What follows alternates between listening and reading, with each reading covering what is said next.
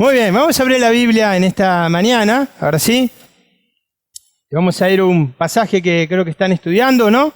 Están siguiendo una secuencia. Y en esta oportunidad nos toca Efesios capítulo 4, versículos 7 al 16. Efesios capítulo 4, versículos 7 al 16. Efesios es una de las epístolas de la prisión. Pablo se va a encontrar preso, ¿sí? Y va a escribir 3 epístolas. Una es Efesios, Filipenses y Colosenses. Por eso cuando uno va a estas epístolas, usted va a encontrar muchas veces terminología militar. Pablo se encuentra preso y cada 6 horas está cambiando la guardia. Por eso cuando lleguen al capítulo 6, se van a encontrar con la armadura de Dios. Pablo va a describir la armadura de un soldado romano. Por eso está llena las epístolas de la prisión, como Efesios, Filipenses y Colosenses, de término militar, ¿sí? No sé si usted conoce la compañía Apple. ¿Sí la conoce? ¿Ha escuchado hablar? Macintosh, aquellos que tienen los teléfonos, los iPhone, ¿no? Las computadoras, las Mac. ¿Sí? Esta compañía internacional estadounidense fue creada por Steve Jobs, ¿sí? En un valor de 586 mil millones de dólares. Un día le preguntaron a Steve Jobs, unos periodistas, y le dijeron cuál es el elemento que llevó a esta compañía a ser tan valiosa. Así que Steve Jobs le dijo así: saber delegar el trabajo a personas responsables y competentes. Personas que nosotros no le tenemos que decir lo que hacen. Personas que aman su trabajo. Por eso esta compañía está valorada en más de 560 mil millones de dólares. Este hombre falleció, ¿no? Pero el éxito era que él tenía un grupo de personas que trabajaban, no solo él, ¿no? Había un grupo capacitado trabajando. La Iglesia de Dios no es una empresa, ¿no? Pero en el mundo entero tenemos que saber que nada crece si no hay personas que trabajan, ¿no? Muy bien, la palabra de Dios dice así, Efesios capítulo 4, el versículo 7 al 16. Dice así: pero cada uno de nosotros fue dada la gracia conforme a la medida del don de Cristo. Por lo cual dice, subiendo lo alto, llevó cautiva la cautividad y dio dones a los hombres. Y eso de que subió, ¿qué sino que también había descendido primero a las partes más bajas de la tierra? El que descendió es el mismo que también subió por encima de todos los cielos para llenarlo todo. Y asimismo constituyó a unos apóstoles, a otros profetas, a otros evangelistas, a otros pastores y maestros, a fin de perfeccionar a los santos para la obra del ministerio, para la edificación del cuerpo de Cristo, hasta que todos lleguemos a la unidad de la fe y del conocimiento del Hijo de Dios, a un varón perfecto, a la medida de la estatura de la plenitud de Cristo, para que ya no seamos niños fluctuantes, llevados por doquiera de todo viento de doctrina, que por estratagema de hombres que para engañar emplean con astucia las artimañas del error, sino que siguiendo la verdad en amor, crezcamos en todo aquel que es la cabeza, esto es Cristo, de quien todo el cuerpo, bien concertado y unido entre sí por todas las coyunturas, que se ayudan mutuamente, según la actividad propia de cada miembro, recibe su crecimiento para ir edificándose en amor. Ir edificándose en amor. Vamos a orar. Mi Dios, te damos las gracias en esta mañana. Qué bueno eres, Padre. Qué lindo es Dios cuando hay una iglesia que funciona, Dios, correctamente. Cuando todos aquellos están trabajando en la obra de Dios. Cuando hay amor, Dios. Cuando crece tu iglesia. Te queremos pedir en esta mañana que tú puedas hablar a nuestros corazones, Dios. Que podamos dejar quizás las simplezas, Dios, y tantas cosas del afán del mundo para poder concentrarnos en tu palabra. Orando en el nombre del Señor Jesús. Amén. Muy bien. El tema de hoy es el cuerpo de Cristo en funcionamiento. El cuerpo de Cristo en funcionamiento. Yo decía, no recién, que todo funciona cuando hay personas que trabajan. Leí en el versículo 7, dice, pero cada uno de vosotros le fue dada la gracia conforme a la medida del don de Cristo, ¿sí? Cada uno de nosotros, de los que estamos acá, le quiero decir que tenemos dones, ¿sí? Usted dirá, este es el tema de hoy, ¿no?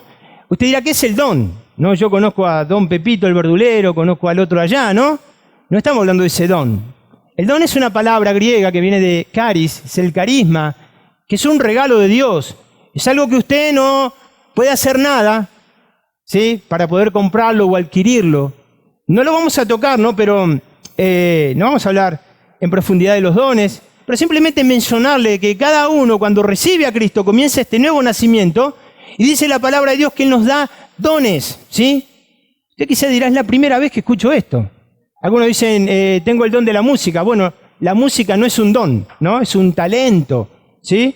Es un talento, ¿sí? Los dones es algo sobrenatural, es un regalo de Dios sobrenatural que Él nos da y nos capacita para que podamos servir en la obra de Dios. Ahora dice, cada uno de nosotros nos fue dado este don.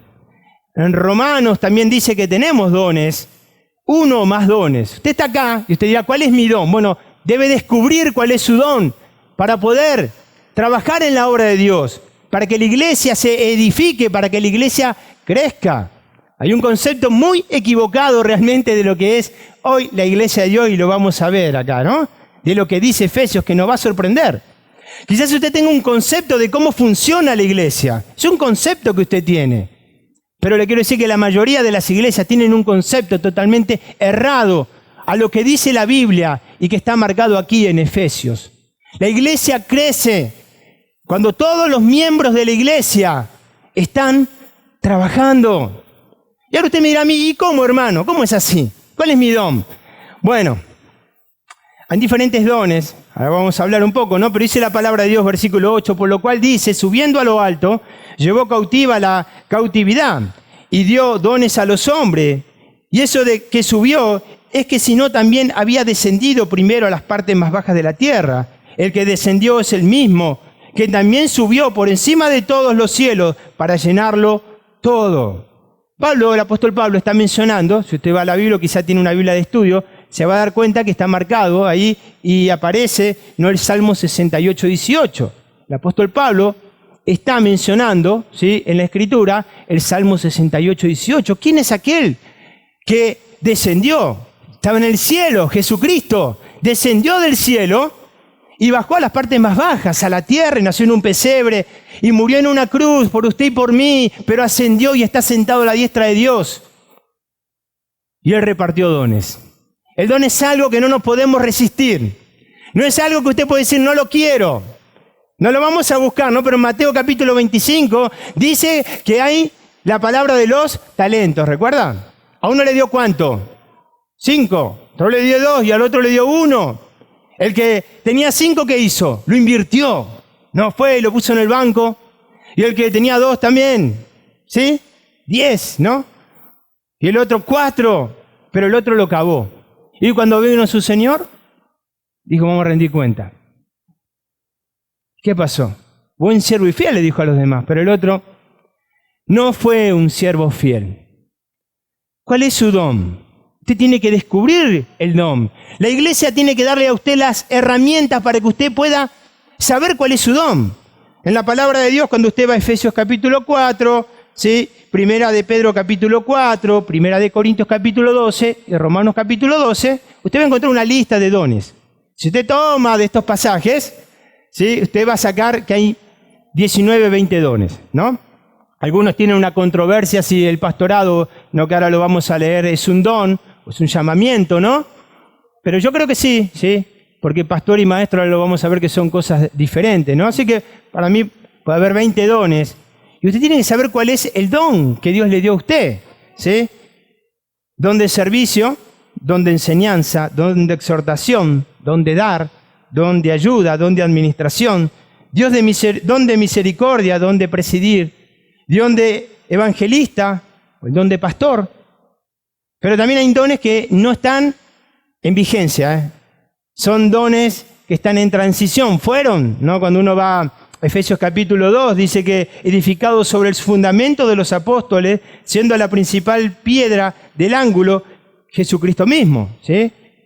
La piedra del ángulo es Jesucristo, pero este edificio de la iglesia, ¿sí?, fue edificado bajo el apostolado, ¿sí? Ellos tenían que dar señales, ¿sí? Así que cuando vamos, que usted va a la Biblia, va a encontrar el don de profecía, el don de apóstol, de ciencia, palabra de sabiduría, de fe, de sanidad, de milagros, discernimiento de espíritus, lengua e interpretación de lenguas. Yo no lo quiero confundir, ¿sí? Pero son dones que no están en vigencia, hay que tener mucho cuidado, ¿sí? Quizá a usted le está aburriendo un poco, ¿no? Porque dice, bueno, no sé, no, me está hablando de dones, pero muchas veces se va a encontrar de que hay un apóstol por acá, ¿no? Hoy se han levantado apóstoles, falsos apóstoles. No hay tiempo para ver esto, pero es totalmente erróneo.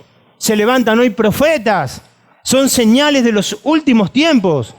Jesucristo es la piedra angular, pero fue bajo la fundación, ¿no?, de los apóstoles, de la enseñanza apostólica, una vez cerrado el canon.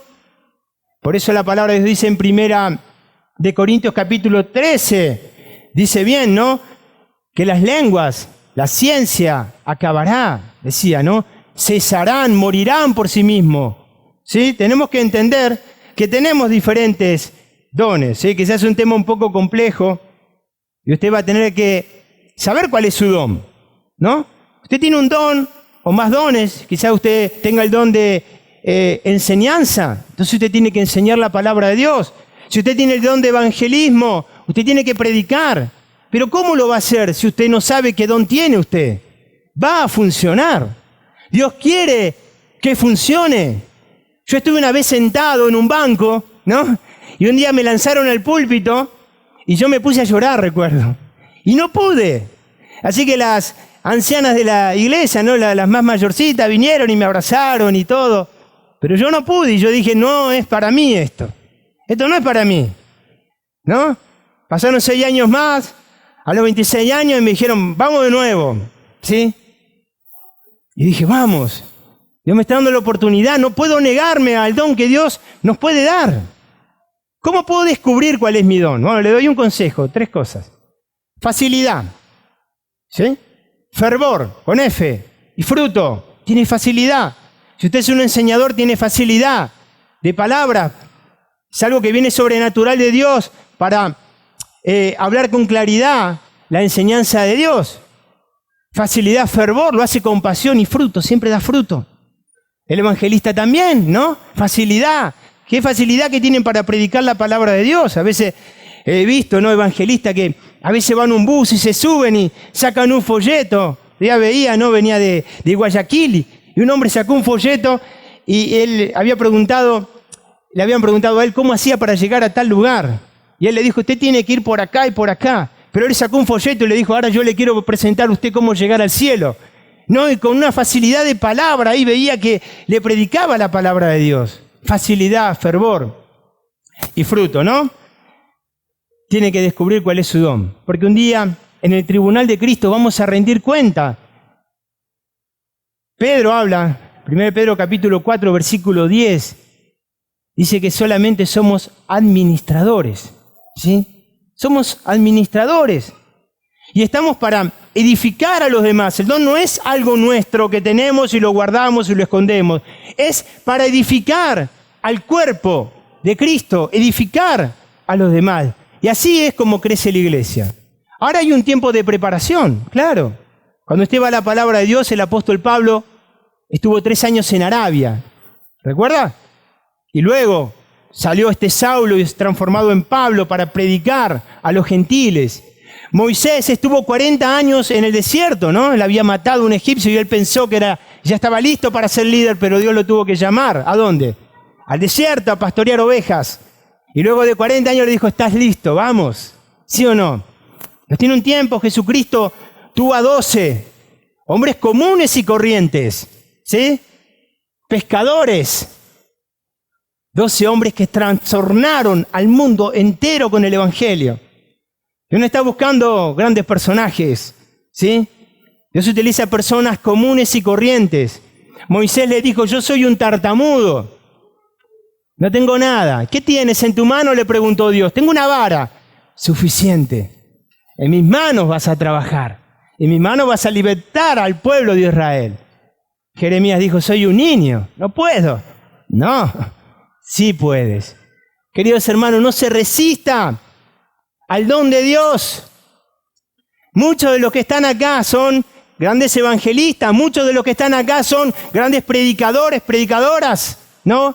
Enseñadoras, evangelistas, tienen don de misericordia, de exhortación, pero tienen que ponerlo en práctica. Si no, nunca va a descubrir, un día va a estar en el tribunal de Cristo, va a decir, yo no sé cuál es mi don, yo no sé cuál es mi regalo, pero nunca lo descubrió. Qué lindo es escuchar en el cielo, ¿no? Las palabras, bien hecho, buen siervo, fiel, ¿no? Esa es la palabra que yo quiero escuchar. Realmente, no esconda, no se resista ante la gracia de Dios. Muy bien, esto es un poco de los dones, hay mucho que hablar de esto, pero vamos a dejarlo ahí, ¿no? Dice, él mismo constituyó a unos apóstoles, hablaba de esto, profetas, a otros evangelistas, a otros pastores y maestros. Dice, a fin de perfeccionar a los santos para la obra del ministerio, para la edificación del cuerpo de Cristo, ¿no? Para la edificación del cuerpo de Cristo. La iglesia crece cuando utilizamos los dones. ¿Qué pasa si una parte del cuerpo no funciona? A ver, ¿qué pasa? Está andando todo mal, ¿no? Si anda mal y no me está funcionando bien mi pierna, ¿qué pasa con el cuerpo? No está coordinando bien, ¿no? Una iglesia, cuando realmente los miembros no utilizan sus dones, es una iglesia que no está edificada, queridos hermanos. No se va a enojar conmigo por lo que les voy a decir, pero el concepto, escuche bien, más arraigado en las iglesias de hoy en día es pensar, ¿sí?, que uno dice, bueno, yo contrato a una persona para que él haga todo. ¿Sí? Es un concepto arraigado en las iglesias. Le quiere decir que es erróneo eso. Cuando uno va a la palabra de Dios, no existe eso, que usted contrata a alguien para que él evangelice, visite, disipule, y todos venimos, oímos, cantamos, nos sentimos felices y nos vemos, ¿no? No.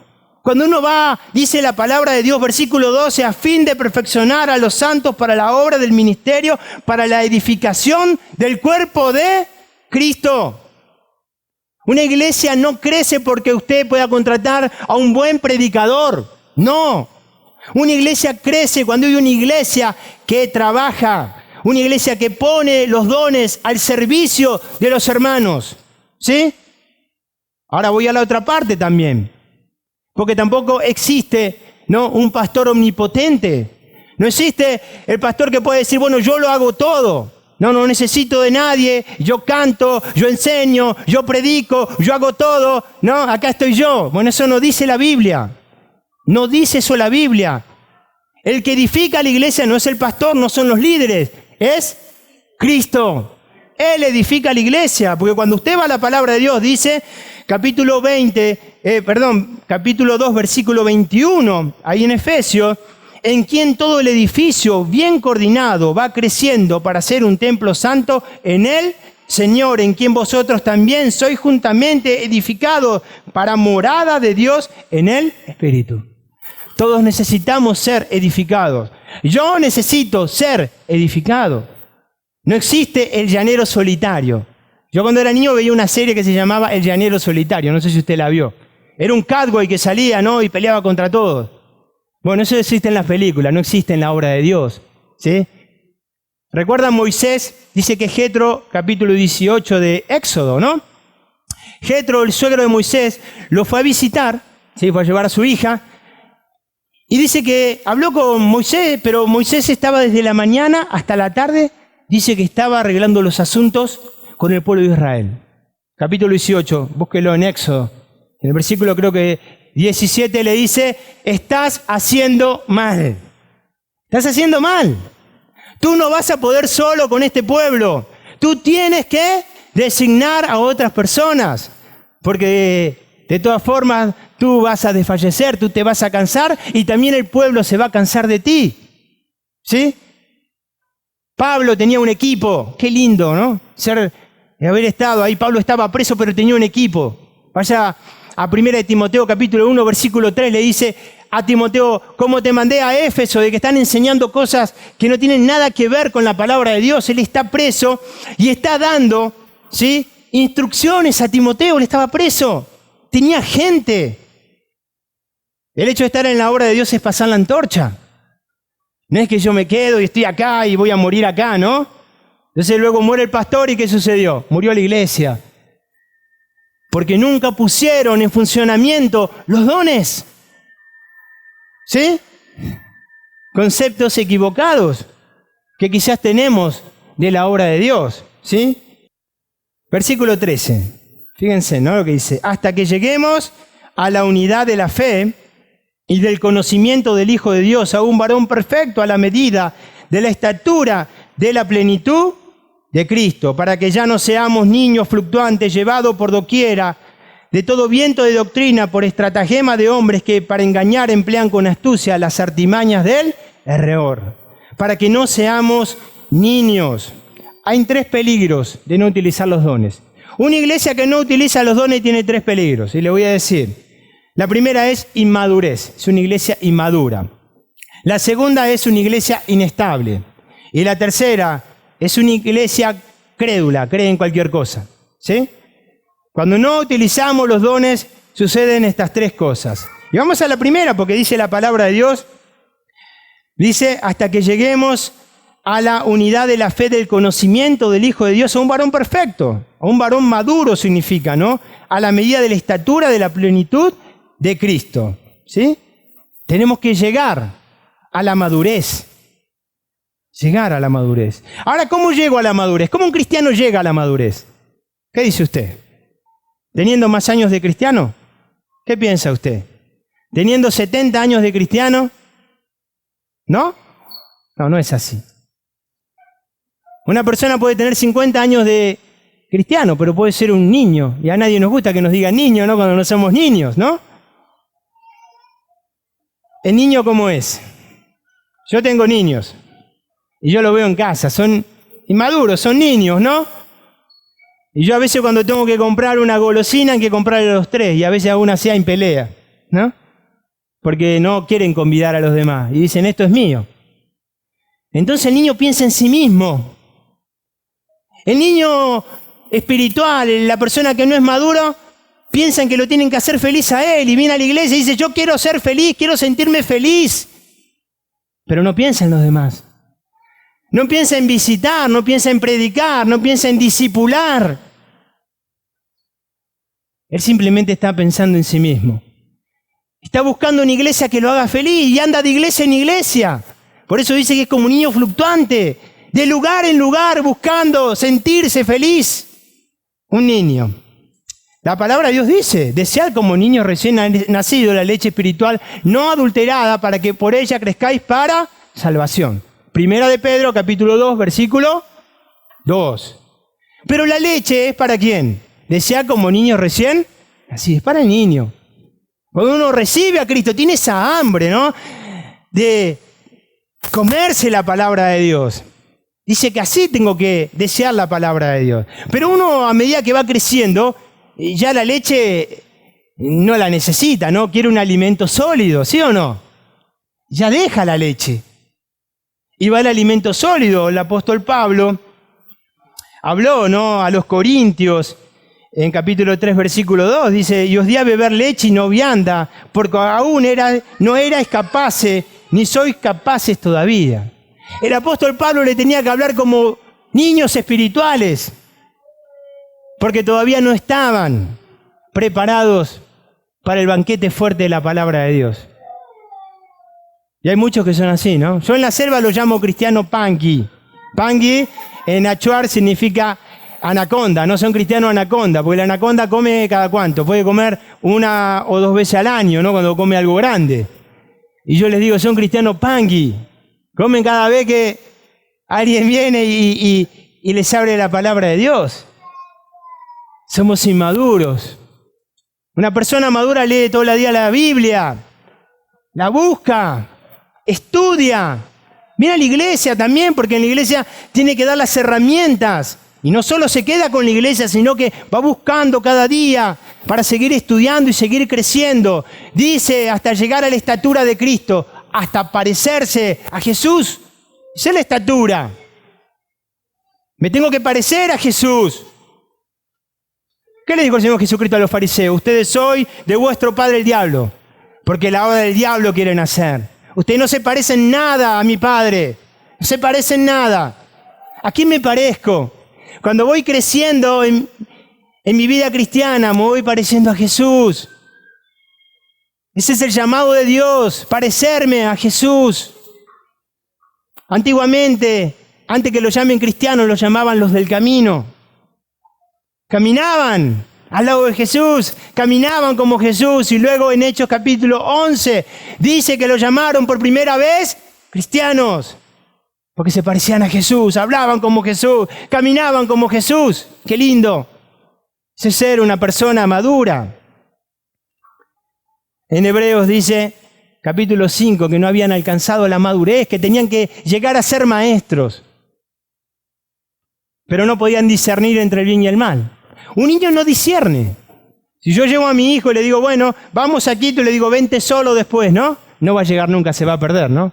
Es inmaduro, aún no tiene los sentidos ejercitados, él se va a perder.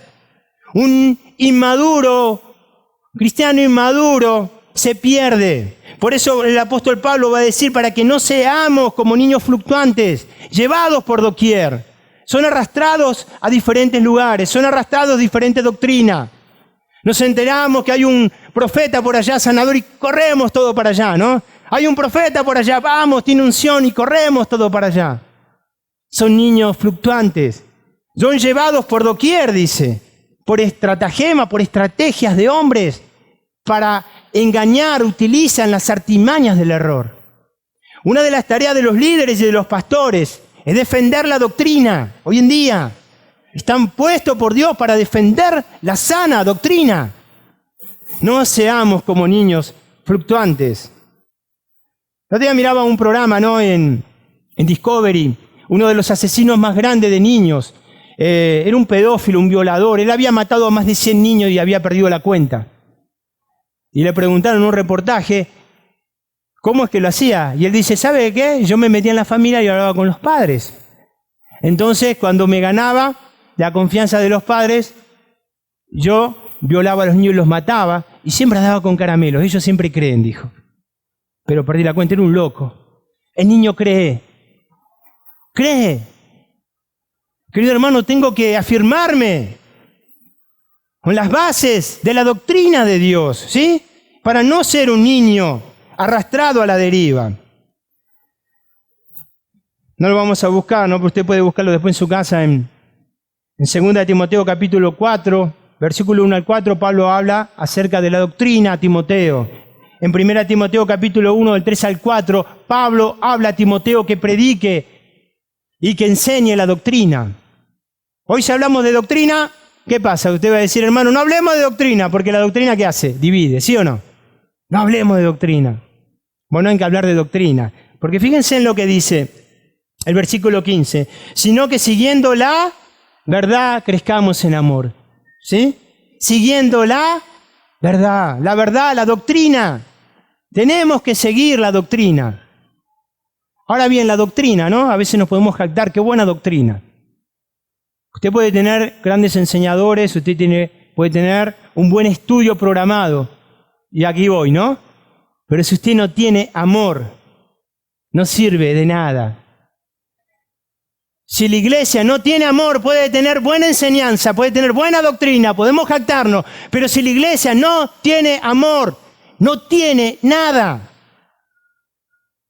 El apóstol Pablo dice acerca de la preeminencia del amor. Pueden tener lengua, pueden tener los grandes dones, pero si no tienes amor, tú no tienes nada. 1 Corintios, capítulo 13. No tienes nada. Somos un cuerpo. ¿Qué sucede cuando a usted le duele la pierna o le duele un brazo? ¿Qué hace usted?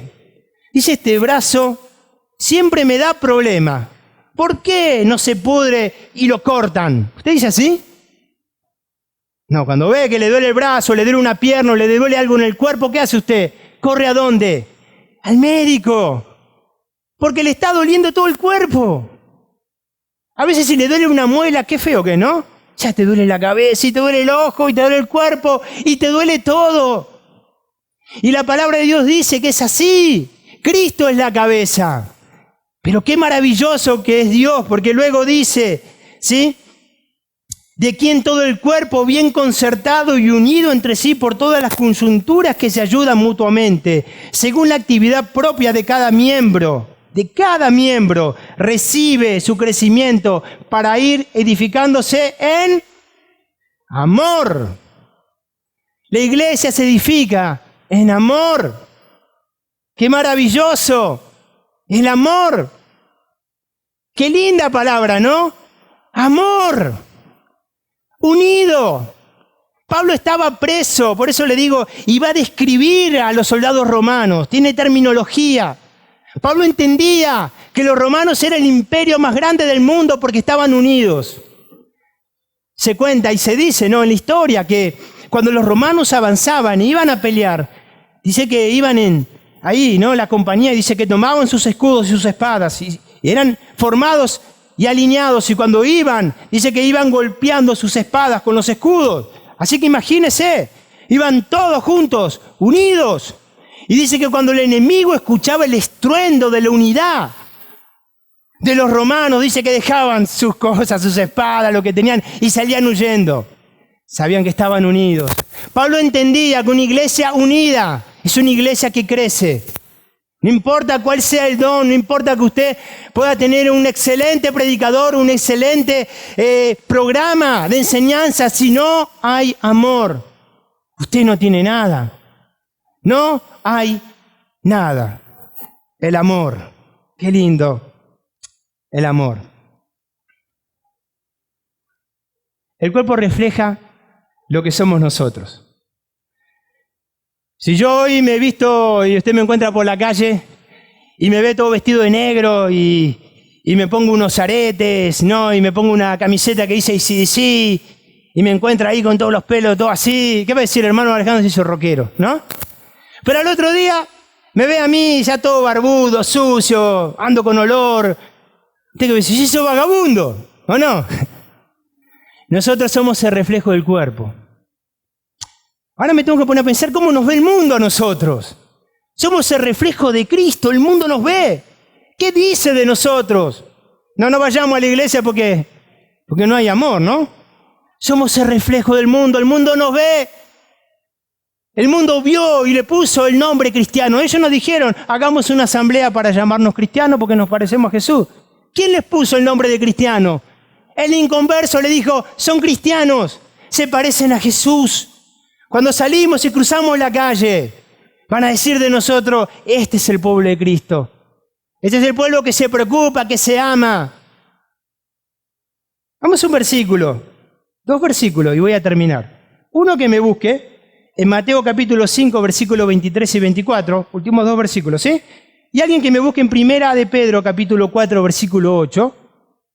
Ayúdeme con eso y vamos terminando, ¿sí? Si lo tiene, se puede poner de pie en voz alta y leerlo. Mateo capítulo 5, el versículo 23 al 24. Entonces ve y presenta tu ofrenda. Primera de Pedro 4, 8. Por tanto que si tú traes tu ofrenda al altar y allí te acuerdas de que tu hermano tiene algo contra ti. No dice que tú tienes algo contra el hermano. ¿Se ha leído? Si un hermano tiene algo contra ti, dice, deja tu ofrenda y sal del altar y ve, reconcíliate primero con tu hermano y entonces ve y presenta tu ofrenda. La Biblia dice, no debemos dejar de congregarnos, pero hay una sola vez que dice la Biblia que puedes salir de la iglesia. Y la única vez lo acabamos de leer. Y que si el cuerpo no funciona en amor, y alguien tiene algo contra mí, entonces yo voy y le pido perdón. Porque yo amo a mi cuerpo. Porque si hay un hermano que está pasando por una dificultad, vamos todos y buscamos a ese hermano. Y le decimos, te amo. Y si yo me duele mi mano y la tengo hinchada, ¿qué hago? Me voy al médico y la curo y la llevo al doctor. Y a ese hermano lo llevamos a donde lo llamamos a Cristo. Porque dice que está unido por las coyunturas, por los huesos, por los ligamentos. Está unida, no está desunido. Qué lindo, ¿no? Qué hermoso. Deja ahí y ve y arregla tu problema. Reconcílate y ven. Hay iglesias que siempre tienen el mismo problema y nunca crecen. Y tú dices, ¿por qué no crecen? Porque son inmaduras. Porque pueden tener muchos años.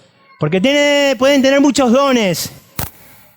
Y pueden tener mucha doctrina y se pueden jactar de la doctrina. Y conozco muchas iglesias y muchos seminarios que se jactan de la doctrina. Pero si no tienes amor, no tienes nada.